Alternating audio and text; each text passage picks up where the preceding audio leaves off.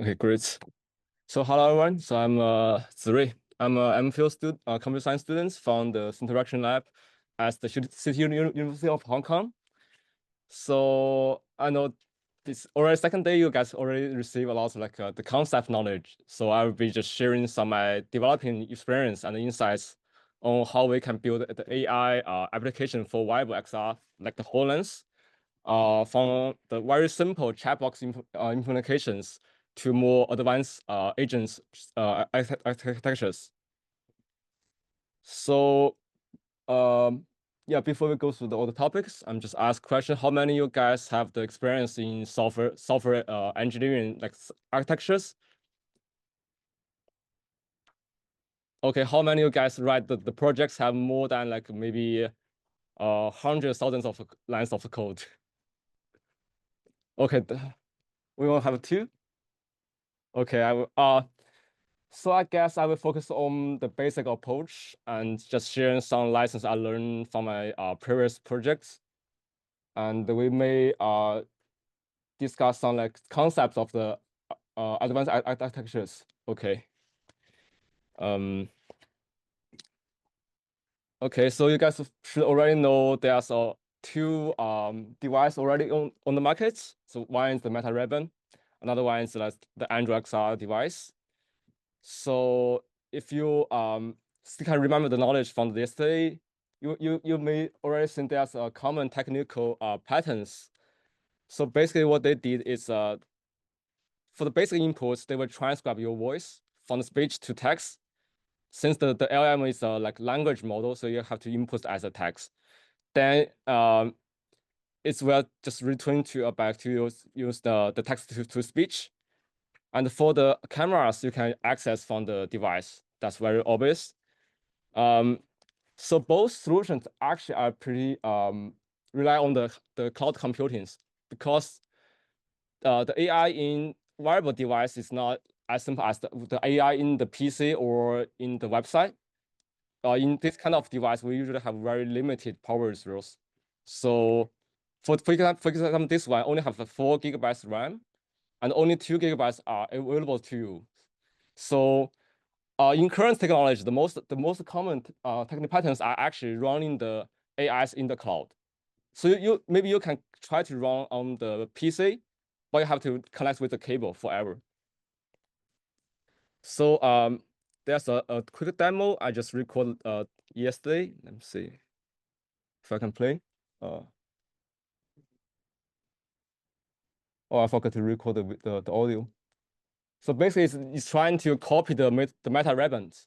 So you can just ask the HoloLens for some like simple questions with the cameras. Like this one, just ask the AI if what can happen if I play too much the Nintendo Switch. So the AI can say I'm pointing to Nintendo Switch and just replies the answers.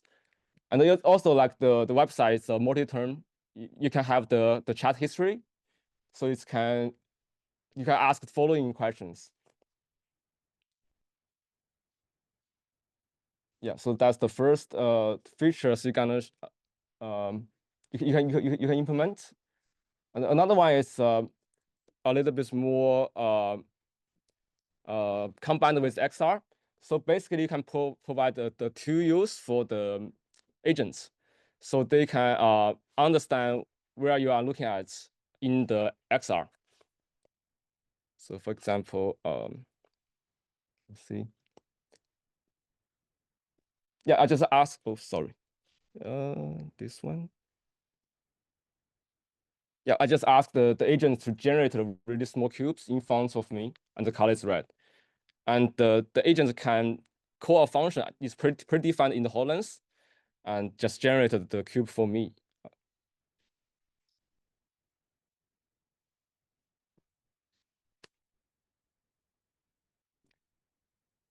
Then you can ask the HoloLens the agents to move the cubes back of me.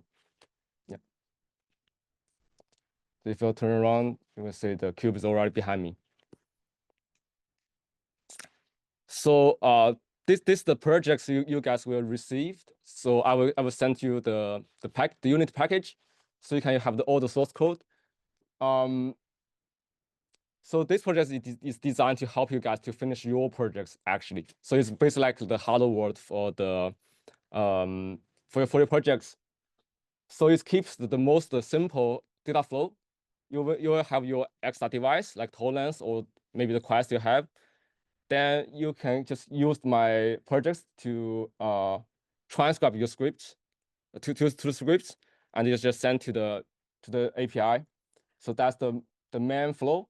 You can also capture the image from your device. It really depends on if you are you are using like maybe the mobile phone, or you are using the headset like this, or you are using the Quest. So different manufacturers have different APIs. You have to adapt to it, and you also have optional chat history. So we'll also have the tools like the I showed in the demo video. So basically, the tools is like you cannot trust the agents. Like for example, if you are trying to calculate math questions, where you rely on the agents to calculate something simple like 1 + 1, if you have the calculator. So the tools is basically you are giving the AI to have some really basic but trustable tools like the calculator. So for example, if I have to move something in the XR and I have to rely on the AI to do it, I have to provide a function so the AI can call this function to move the objects. Okay, so there are some existing libraries you can use for the XR developments in the headsets. It's not everything you are familiar can compatible with the headsets actually. For example, if you are using Unity, you have to use C#. Some of you guys maybe have the like a background from the AI. You guys are maybe very familiar with the Python, but Python doesn't run on the headsets. The headsets run the C++ and the C#. So right here I just use the very simple libraries that's from the OpenAI. There's official APIs.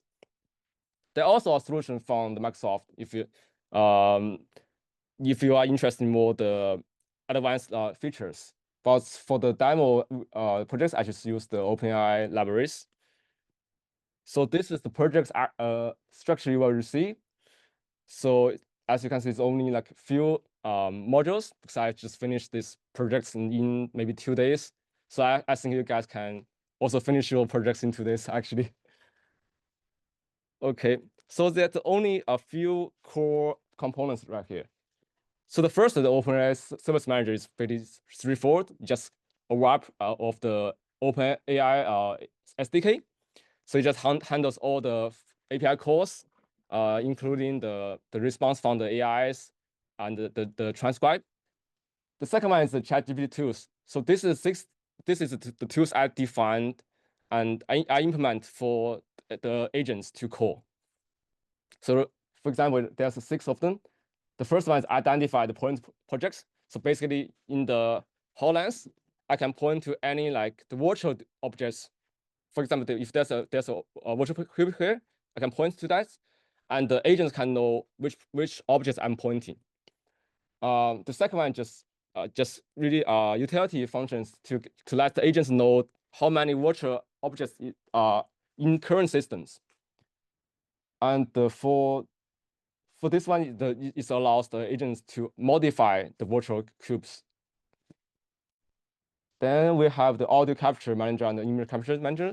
So this is just response corresponding to the camera and microphone here.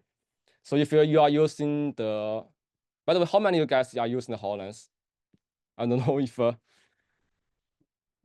none of them. So how many of you guys are actually using, I guess, Quest?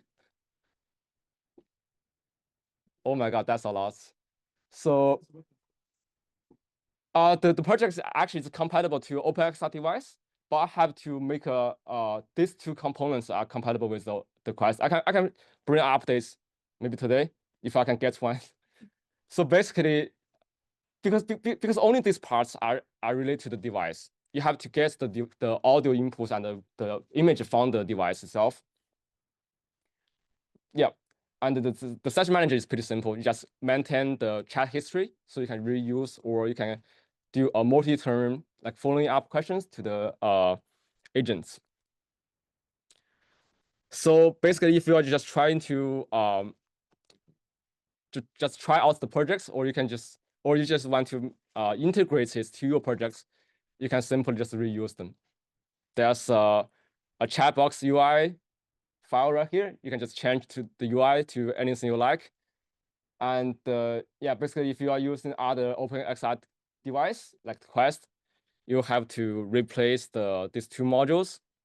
But since there's so many people are using the Quest, so I can do that for you guys if I can borrow one from the lab. If you are interested in adding more features to the chat bots, you can follow this pattern. For example, you can just add a new tool in these functions. So basically, this is like the service discovery. So the AI need this function to know how many tools you are providing to them. And you have to write down some descriptions to teach how the agents to use your tools. For example, if I define a calculator, I would just write down the JSON file right here, and I just also write some instruction to teach how the agents can use this calculator. Then you can just define your handler in this dictionary. So basically, that's where you implement your tools. For example, you just implement a plus only calculator. You just add some one-line functions here, just A plus B. This will be your tools that's called by the agents. And yeah, there's a tips. So you can check the handle gets all tracked objects in the example. So that would be the most simple functions in the projects. So you can check how to yeah, you can also ask GPT to answer how you can follow this pattern to implement your tools. So for example, if you are like a AI researcher, so for example, you have a really nice computer vision models, and you want to integrate into the agents, you can also provide your models as a tool rather than just let the AI to code that directly. So there's a project I worked on last year. So it's actually a little bit outdated because the AI they change in every month. So it was a ways of tool for the pilot studies. We are just trying to test out different AI search modalities like the speech and combine with the hand pointing. So I only have the screenshots from the remote sites because I need this tool to see what is going on the headsets, and I can also control the headsets remotely. So this project follows the very similar patterns I did, like I showed in the previous slides, just multimodal inputs processing through the APIs. Then I just realized there's a lot of issues in this approach. So basically implementing the chatbot bots using API is quite easy. Like you can just use the API to create your copy of the GPT in the XR. But when trying to add more features that's not included in the APIs, the something gets very tricky. For example, the very limited development tools, like I said, many of your familiar tools like Python, like PyTorch, TensorFlow, it's really hard to run on this device. Like the HoloLens 2 actually is running on like 10 years old mobile phone CPU with only 4 GB RAM. And for the Quest, I think it's running like 4 years old CPUs with like 8 GB RAM.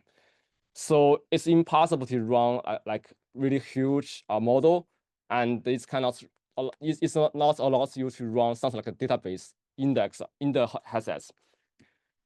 And for the multimodal, for example, if I have to integrate like hand gestures, each hand gestures have to give its own custom code. For example, pointing and thumbs up, they are separate. The agent cannot understand your raw data to understand your hand gestures, right?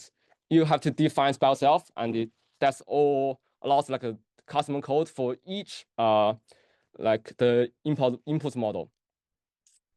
And there's other like limitations. You will have the like scalability issues. The more components you add, you have to rewrite to the like agents over and over again. So from my experience, adding the first like 5 to 10 tools are quite easy. But the tools is like it's also including some really basic one. For example, the current the states from the HoloLens. That's also counts one. The more you add, the agents will get confused really quickly. So that's the thing you guys have to consider when you're doing the projects. And the last limitation is actually the one the locking. So for example, if you are using the model from the OpenAI, the OpenAI have its own like style of the function calling.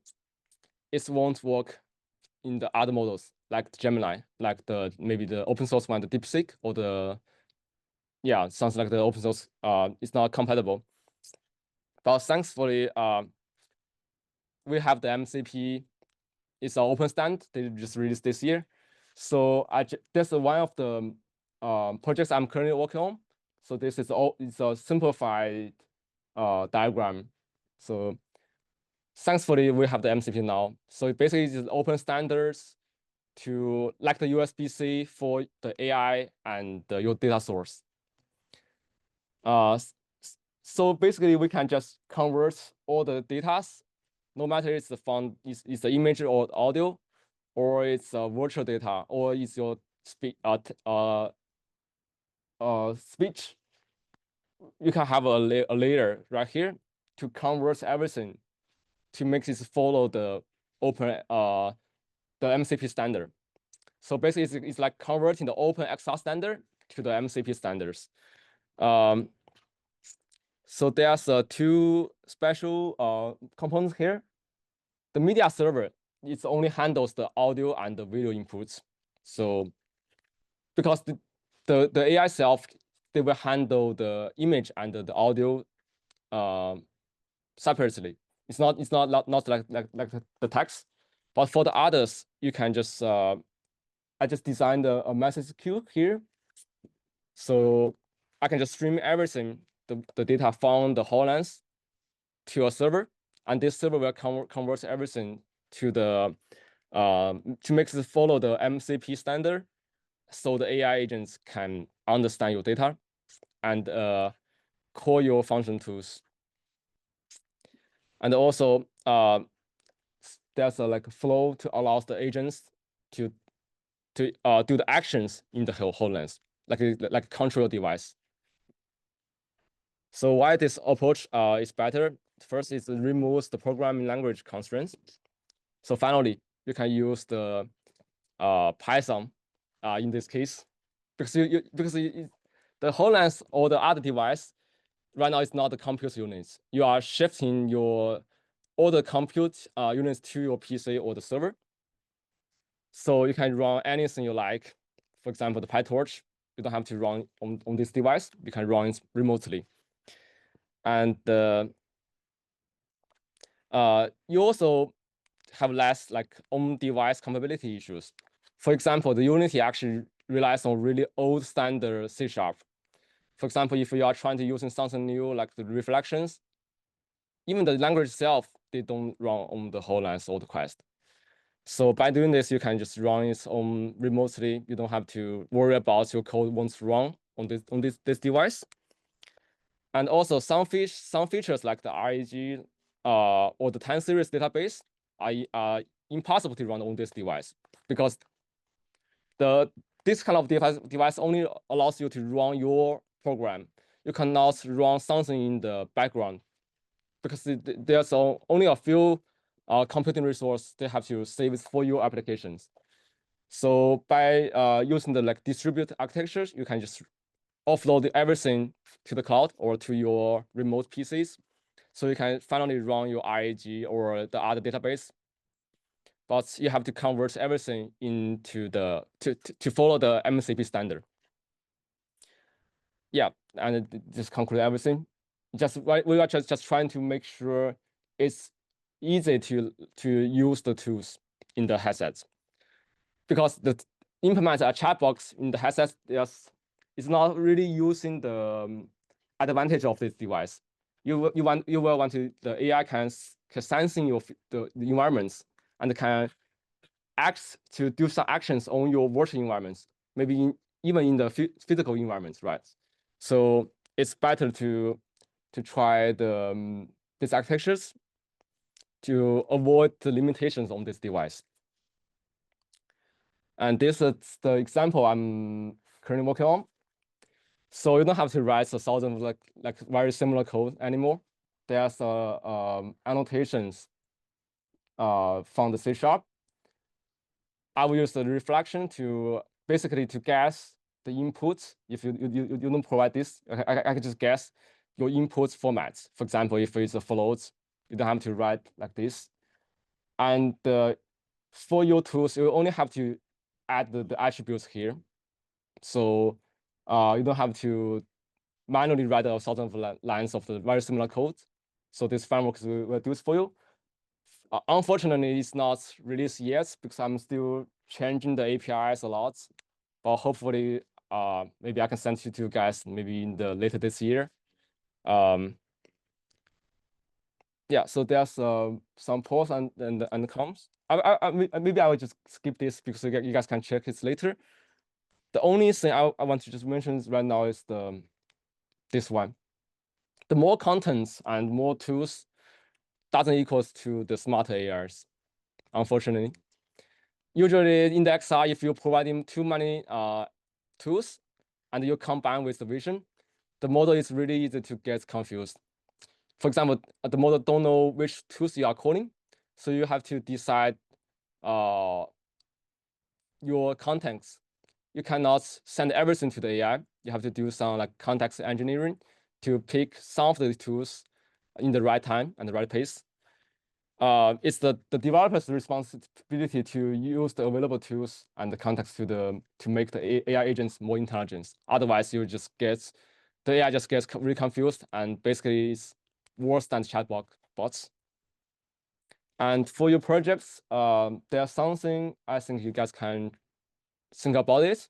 First of all, you can use the headsets to add the spatial understanding. For example, you can, because they have the top sensor right here, you will have the RGBD stream from the HoloLens or the Quest. Basically, it's sensing your environment. So besides the image, you can provide something like depth to the AI. And you can also try to make your projects, the agents can interact with your virtual objects. For example, I have one for my friend. His project is like using AI to control everything in the VR, but not the MR, in the VR. So, for example, if he want to move this virtual furniture, he would just told the AI to move this furniture to the right a little bit, and the agents can just control this objects. Another one is just hands-free interactions. You can try to do the multitasking in the XR. For example, if your main task is like assembling something, you can just treat your agents like the assistants to do something else for you. Yeah, I think that's all from my side.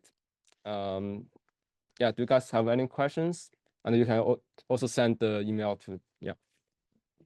In terms of WebXR, how that's changing this approach, yeah, for the WebXR, it's a little bit different because WebXR actually is not very compatible to the OpenXR, right? What, sorry? OpenXR.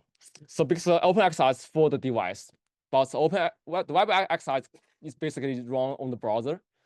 So I don't think you need to worry about on the WebXR, because if you are already running something in the browser, you should have a lot of tools from the JavaScript to code the AI tools.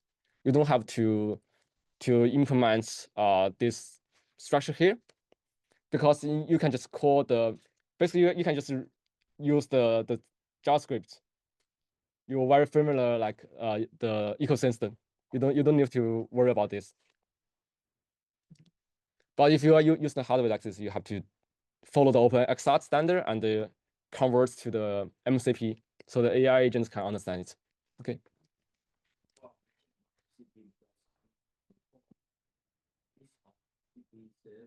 Mm-hmm. Mm-hmm. Mm-hmm.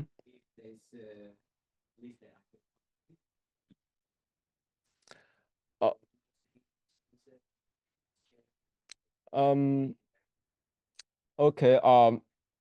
So I do have some like MCP servers, but it's still in prototype. So basically, if you can if you want to reuse the current MCP tools, there's a library already allows in the Python, so you can reuse the existing MCP server. But for the MCP server for the headsets, I need to like maybe a few months to prepare for it. Sorry, but yeah, you can use any MCP tools already existing in Python, and you can just use this similar architecture to, for example, if you're just simple query like wider APIs, you can just reuse it. But we are just lacking the MCP servers for the headsets itself. It's still work in progress. So yeah, maybe I can just send this to you if it's open source. Because I'm planning to release it on later this year or maybe at the beginning of next year. Okay, so any questions?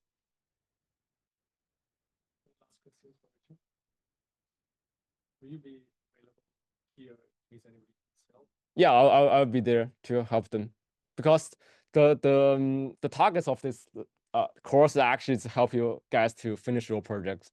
Because I have a friend, his first year found AI to do this first year in XR, but many years in AI. The first time he's trying to implement something in the headsets, he spent like half years to combat with the device itself. Like this one is something it's not as powerful as your laptop. It's just like a mobile phone bouncing over your head. So there's a lot of like limitations. So yeah, I'm here with, to help you guys to finish your projects. I would advise you guys to start as like very simple one, and to like and add more features later, because in 5 days it's really hard to finish. Like for example, if you found a new model, maybe found a Hugging Face, and you're trying to download it and you run PyTorch, and suddenly it doesn't run on this device because it's cannot run PyTorch, and you have to figure out this little bit advanced like distribute framework to make it run on the Quest or in your HoloLens. That's maybe already existing the 5 days range. So yeah, I would suggest you guys to try something just from the API itself. And you guys can also try some like very small models like the YOLO, the nano version. So it's only have like millions of like parameters. So that maybe is capable to running on this device. But anything like large than like 1 billion parameters, it's impossible to run on this device. So just be careful. And I was just providing some like supports if you guys have any questions. No matter it's from from this very simple architecture or the dispute. Okay, so that's all. Thanks you guys.